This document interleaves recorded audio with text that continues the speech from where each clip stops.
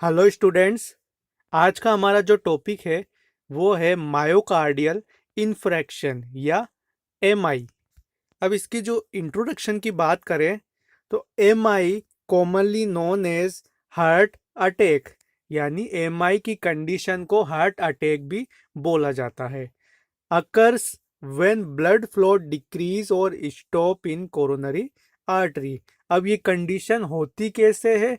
जब coronary artery से जो है ब्लड फ्लो एक या डिक्रीज हो जाता है या रुक जाता है। कोरोनरी आर्टरी क्या करती है? जो हार्ट की जो मसल्स है, मायोकार्डियल मसल्स है, उनको ब्लड पहुंचाने का काम करती है। तो एमआई की कंडीशन में क्या होता है कि जो कोरोनरी आर्टरी है इसमें ब्लड फ्लो या तो कम हो जाता है या बिल्कुल ही रुक जाता है, जिसकी वजह से क्या रिजल्ट देखने को मिलता है? Results in myocardium is permanently destroyed.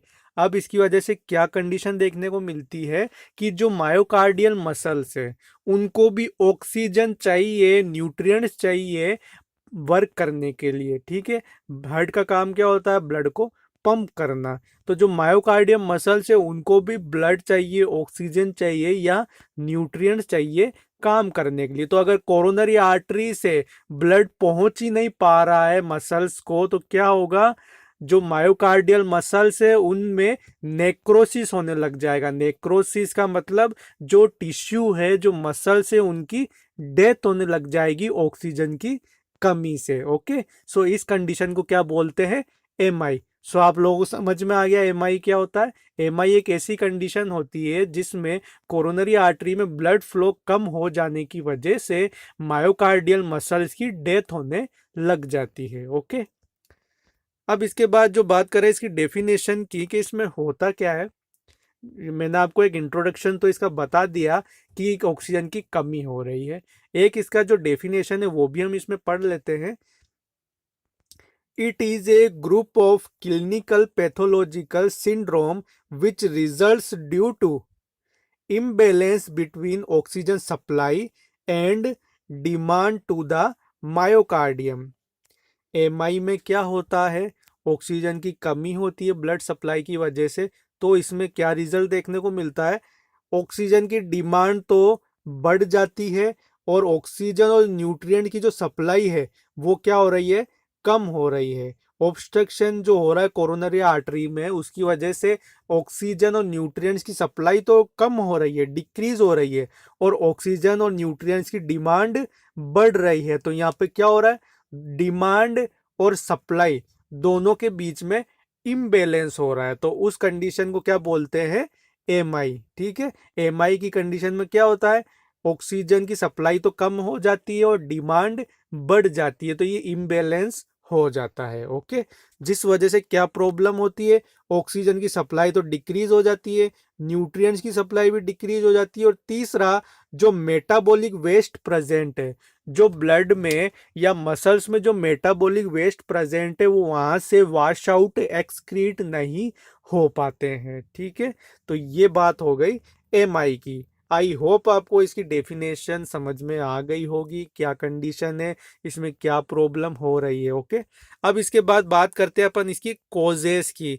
तो इसकी जो मोस्टली कॉजेज है वो क्या, किससे रिलेटेड है? कोरोनरी आर्टरी से, क्योंकि जो भी खेल है वो कोरोनरी आर्टरी का ही है।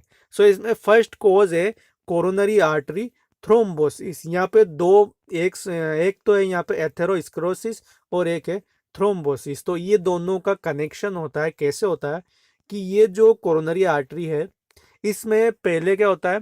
एथेरोस्क्लेरोसिस होता है। एथेरोस्क्लेरोसिस कंडीशन में क्या होता है कि जो फैटी सबस्टेंसेस है वो ब्लड वेसल के अंदर या कोरोनरी आर्टरी के अंदर जमा होने लग जाते हैं। जो फैटी टिश्यू वगैरह है, फैटी टिश्यू, कोलेस्ट्रॉल है, लिपिड्स है, ये सब क्या होते हैं? यहाँ पे जमा होने लग जाते हैं। ठीक है, जिस वजह से क्या होता है? यहाँ पे एथेरोस्क्लेरोसिस की कंडीशन हो जाती है। अब ये जो एथेरोस्क्लेरोसिस यहाँ पे बन रहा है ये लीड करता है थ्रोम्बोसिस को। थ्रोम्बोसिस क्या होता है? जब किसी ब्लड वेसल में क्लॉट का फॉर्मेशन हो जाता है। जब एक यहाँ पे ये क्या होगा, यहाँ पे जो ये फैटी टिश्यूज जमा हुए इससे क्या बन गया? यहाँ पे एक क्लॉट बन गया। अब ये जो क्लॉट यहाँ पे एक जगह पर ही प्रेजेंट है, ठीक है, तो उसको तो क्या बोलेंगे, थ्रोम्बोसिस। अब थर्ड वन है यहाँ पे कोज एम्बोलिज्म। एम्बोलिज्म क्या होता है कि यही क्लोट अगर यहाँ से रप्चर हो जाए, ठीक है, जो थ्रोम्बोसिस बन रखा है यहाँ पे, ये यहाँ से रप्चर हो जाए और ब्लड वेसल के अंदर आगे की तरफ ये मूव करने लग जाए, ट्रेवल करने लग जाए, मूव करने लग जाए वही क्लोट, तो उसको क्या बोलेंगे, एम्बोलिज्म। ठीक है, तो अब इसकी वजह से ये जो तीनों कंडीशन है इनकी वजह से क्या होगा, जो कोरोनरी आर्टरी है उनमें ब्लॉकेज हो जाएगा, जो एथेरोस्क्लेरोसिस हुआ, ठीक है, उस वजह से यहाँ पे थ्रोम्बस बना, जो क्लोट बना, उस वजह से यहाँ पे क्या होगा कि जो यहाँ पे पाथवे है ब्लड का वो नेरो हो जाएगा, ठीक है, जिस वजह से ब्लड आगे नहीं जा पाएगा। अब मान लो इन दैट केस जो यहाँ पे जो ये क्लोट बन रखा है, थ्रोम्बस बन रखा है, अगर ये यहाँ से रप्चर हो गया, रप्चर होने के बाद ये क्या करेगा, आगे मूव करेगा, ये जो कोरोनरी आर्टरी है लाइक यहाँ से रप्चर हुआ, ठीक है, अब ये रप्चर होने के बाद एम्बोलिज्म बन के यहाँ आगे मूव करेगा। अब जैसे जैसे ये आगे जाएगा तो आगे जो आर्टरीज मिलेगी या जो कैपिलरीज मिलेगी, जो स्मॉल साइज की कैपिलरी मिलेगी, ये एम्बोलिज्म वहां जाके क्या हो जाएगा, अटक जाएगा। और यहाँ पे अगर ये एम्बोलिज्म या क्लोट यहाँ आके अटक गया तो क्या होगा, आगे ब्लड जाना रुक जाएगा। ठीक है, तो इस तरह से ये आगे ब्लड को जाने से ब्लॉक करते हैं ये causes, embolism, atherosclerosis and thrombosis. Okay, next one है कोरोनरी स्पाज्म। अगर कोरोनरी आर्टरी में स्पाज्म हो रखा है, जो ब्लड वेसल है वो स्पाज्म में नेरो हो रखी है, लाइक इस हाइपरटेंशन की कंडीशन हो या अदर कोई वजह से नेरो हो रखी है, तो उस वजह से ब्लड आगे नहीं जा पाएगा। ठीक है, नेक्स्ट वन है कोरोनरी आर्टरी इन्फेक्शन। अगर कोरोनरी आर्टरी में किसी तरह का इन्फेक्शन प्रेजेंट है तो उस वजह से भी क्या होगा, इन्फेक्शन की वजह से इन्फ्लामेशन होगा, इन्फ्लामेशन की वजह से स्वेलिंग होगी। ठीक है, तो अगर वहां पे स्वेलिंग प्रेजेंट है तो ब्लड आगे मूव नहीं कर पाएगा। ओके, तो ये यहां तक कॉज हो गई। नेक्स्ट कॉज है हार्ट सर्जरी।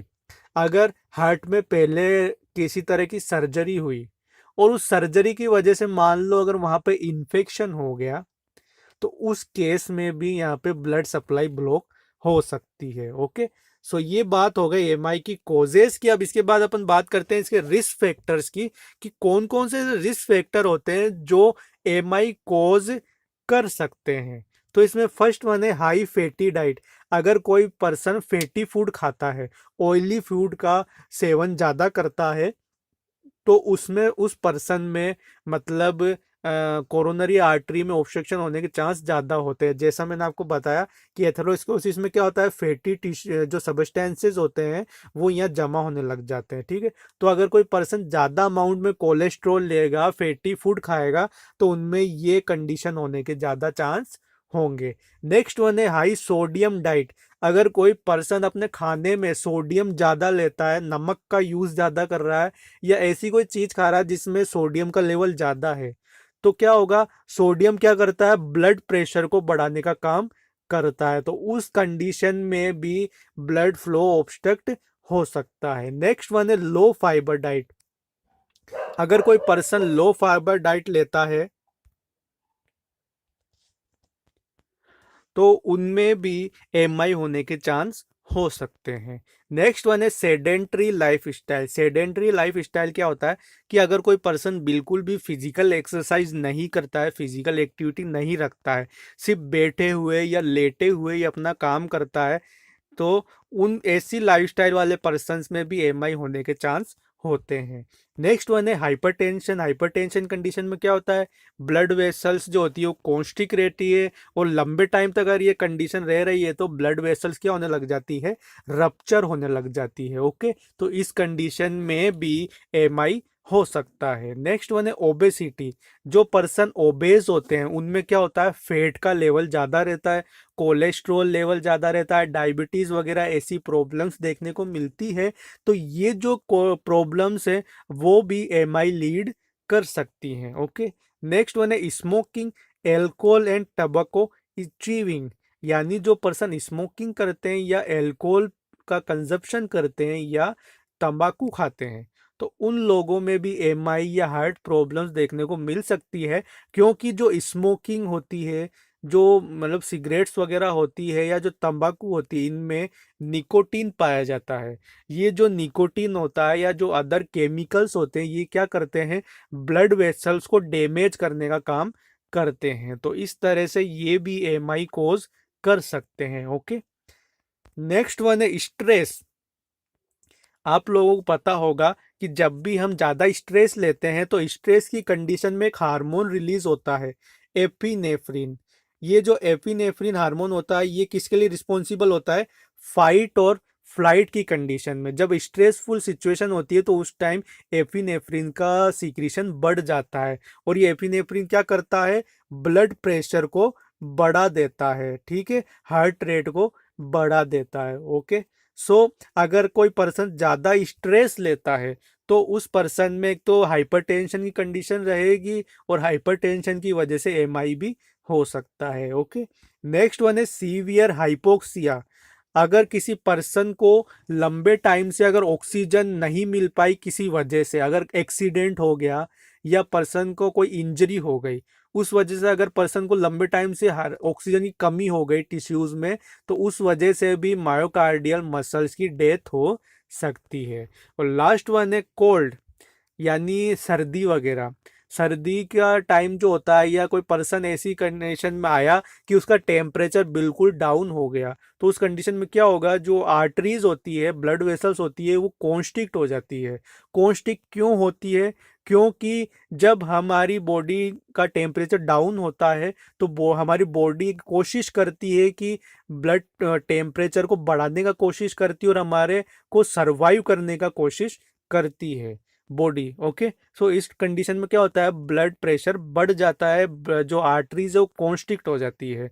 तो अगर पर्सन कोल्ड की कंडीशन में भी है तो क्या होगा, जैसा ठंडे मौसम में है तो क्या होगा, ब्लड प्रेशर बढ़ जाएगा, तो उस कंडीशन में भी एमआई हो सकता है। ओके, सो ये बात हो गई कॉजेज एंड रिस्क फैक्टर्स की। इसके बाद अब बात करते हैं क्लिनिकल फीचर से पहले अपन बात कर लेते हैं इसकी पैथोफिजियोलॉजी की। तो जो भी इसके कोजेज होती है, जो इटियोलॉजिकल फैक्टर्स होते हैं, उनकी वजह से क्या होता है, कोरोनरी आर्टरी में ऑब्स्ट्रक्शन हो जाता है, कोरोनरी आर्टरी ब्लॉक हो जाती है, जिस वजह से क्या होता है कि जो मायोकार्डियल मसल्स है उनको प्रॉपर ब्लड सप्लाई नहीं मिल पाती है, ठीक है। लेस ब्लड सप्लाई की वजह से क्या होता है, मायोकार्डियल मसल्स में हाइपोक्सिया हो जाता है। हाइपोक्सिया मतलब ऑक्सीजन की कमी, कहाँ, टिश्यूज में या मसल्स में। ओके, जिस वजह से अब क्या होगा, ड्यू टू हाइपोक्सिया और decrease amount of oxygen, necrosis और tissue death occurs in myocardial muscles. अगर मायोकार्डियल मसल्स को ऑक्सीजन नहीं मिलेगी, न्यूट्रिएंट्स नहीं मिलेंगे, तो जो मायोकार्डियल मसल्स है उनकी डेथ हो जाएगी, ठीक है, जिस कंडीशन को क्या बोलेंगे, एमआई। ओके, और ये क्यों होती है, कोरोनरी आर्टरी में ऑब्स्ट्रक्शन की वजह से। ओके, तो ये बात हो गई इसकी पैथोफिजियोलॉजी की। अब बात करते हैं अपन इसके क्लिनिकल फीचर्स की। तो इसमें जो मेन सिम्टम जो देखने को मिलेगा वो होगा चेस्ट पेन, यानी पर्सन को सीवियर चेस्ट पेन होगा। जब एमआई की कंडीशन होगी, अटैक आएगा, तो पर्सन को बहुत तेज दर्द उठेगा, कहाँ पे, चेस्ट में। तो जैसा मैंने आपको बताया, तेज पेन होगा तो इसका नेचर कैसा रहेगा, क्रशिंग नेचर रहेगा, यानी पर्सन को ऐसा लगेगा चेस्ट में कि कोई उसके हार्ट को निचोड़ रहा है, क्रश कर रहा है। ओके, अब इसका जो लोकेशन है चेस्ट पेन की, कहाँ प्रेजेंट रहेगा, रेट्रो स्टर्नल। रेट्रो स्टर्नल का मतलब होता है जो स्टर्नम है, स्टर्नम के बैक साइड में पीछे की तरफ बहुत तेज पेन होगा। ओके, नेक्स्ट वन है ड्यूरेशन, कितने ड्यूरेशन का रहेगा, 30 मिनट और मोर, आधे घंटे तक भी पेन हो सकता है या उससे ज़्यादा भी रह सकता है। और नेक्स्ट वन है पेन का रेडिएशन, यानी जो हार्ट का पेन होता है, कार्डियक प्रॉब्लम से रिलेटेड जो चेस्ट पेन होता है, ये रेडिएट होता है, ठीक है। और ये कहाँ रेडिएट होता है, लेफ्ट साइड में, जो बॉडी का जो लेफ्ट साइड है, अपर लेफ्ट साइड, उस जगह ये रेडिएट होता है। कहाँ का, left shoulder, left arm and neck and जो। जो लेफ्ट साइड का जो शोल्डर है, नेक है, जो है और जो हैंड है, इसमें पेन रेडिएट होता है और ये एक निशानी होती है या साइन होता है हार्ट प्रॉब्लम का। ओके, नेक्स्ट सिम्टम है टेकीकार्डिया, हार्ट रेट यहाँ पे बढ़ जाएगी, क्योंकि अगर बॉडी को ऑक्सीजन नहीं मिल रही है तो हार्ट का फंक्शन बढ़ जाएगा। ठीक है, नेक्स्ट वन यहाँ पे हाइपरटेंशन देखने को मिल सकता है, ब्लड प्रेशर बढ़ा हुआ मिलेगा। अगर ऑक्सीजन नहीं मिल रही है बॉडी को तो क्या होगा, ब्लड वेसल्स कॉन्स्ट्रिक्ट हो जाएगी ताकि ज़्यादा से ज़्यादा आगे ब्लड पहुंच सके। ओके, नेक्स्ट वन यहाँ पे हाइपोटेंशन भी देखने को मिल सकता है, बट कब देखने को मिलेगा, लेटर स्टेज में, बाद में, जब मतलब ऑक्सीजन हार्ट को धीरे धीरे नहीं मिल रही है, टिश्यूज की अगर डेथ हो गई, तो लास्ट में एक टाइम ऐसा आएगा जब हार्ट बिल्कुल फेल हो जाएगा। ओके, तो उस टाइम क्या देखने को मिलेगा, हाइपोटेंशन। नेक्स्ट वन सिम्टम यह देखने को मिलेगा कार्डियोजेनिक शोक, हार्ट से अगर प्रॉपरली कार्डियक आउटपुट नहीं जा पा रहा है, आगे ब्लड नहीं जा पा रहा है, तो उस वजह से क्या होगा, शोक होगा, शोक कंडीशन देखने को मिलेगी। और कौन सा शोक रहेगा, कार्डियोजेनिक, यानी हार्ट प्रॉब्लम की वजह से शोक यहाँ पे होगा। नेक्स्ट वन टेकीपनिया, यानी ब्रीथिंग रेट क्या होगी, पर्सन की बढ़ जाएगी, क्योंकि ऑक्सीजन डिमांड बढ़ रही है। तो ऑक्सीजन डिमांड बढ़ रही है तो हार्ट रेट भी बढ़ रही है, दूसरा रेस्पायरेटरी बढ़ रही है। ओके, नेक्स्ट वन है डिस्निया, यानी पर्सन को ब्रीथिंग डिफिकल्टी भी यहाँ देखने को मिल सकती है। नेक्स्ट वन है विजिंग साउंड, पर्सन को विजिंग साउंड भी यहाँ पे प्रोड्यूस होगा। नेक्स्ट वन है ओलिग्यूरिया, यानी जो यूरिन का फॉर्मेशन है वो भी कम हो जाएगा, क्योंकि हार्ट से प्रॉपर ब्लड पंप ही नहीं हो रहा है, तो फ्लूइड लेवल भी मतलब आगे एक्सक्रीट नहीं हो पाएगा। नेक्स्ट वन है साइनोसिस, जो पर्सन की स्किन है उसमें साइनोसिस देखने को मिलेगा। क्यों मिलेगा, क्योंकि ऑक्सीजन की कमी है टिश्यूज में। ओके, और दूसरा कूल स्किन रहेगी, पर्सन का जो एक तो पसीना आएगा, स्वेटिंग होएगी, दूसरा कूल रहेगा, मतलब पसीना जो रहेगा ठंडा पसीना होगा, दूसरा साइनोसिस कंडीशन रहेगी। ओके, तो ये जैसा मैंने आपको बताया डाइफोरेसिस रहेगा, एक्सेसिव स्वेटिंग रहेगी, पसीना आएगा ज़्यादा, ठंडा पसीना होगा। नेक्स्ट वन है एंजाइटी, पर्सन को एंजाइटी फील होगी, क्योंकि यहाँ पे सांस नहीं आ रही है, ऑक्सीजन नहीं है, हार्ट में चेस्ट पेन हो रहा है। ठीक है, तो पर्सन को एंजाइटी रहेगी। तो ये सिम्टम्स है एमआई के। तो यहाँ तक हम ये वीडियो यहाँ तक ही रखते हैं। नेक्स्ट पार्ट में मैं आपको इसके डायग्नोसिस और जो मैनेजमेंट है कंप्लीट उसके बारे में बताऊंगा। तो अगर आपको इसमें कोई भी प्रॉब्लम हो तो आप मुझे कमेंट करके पूछ लीजिए। Thank you.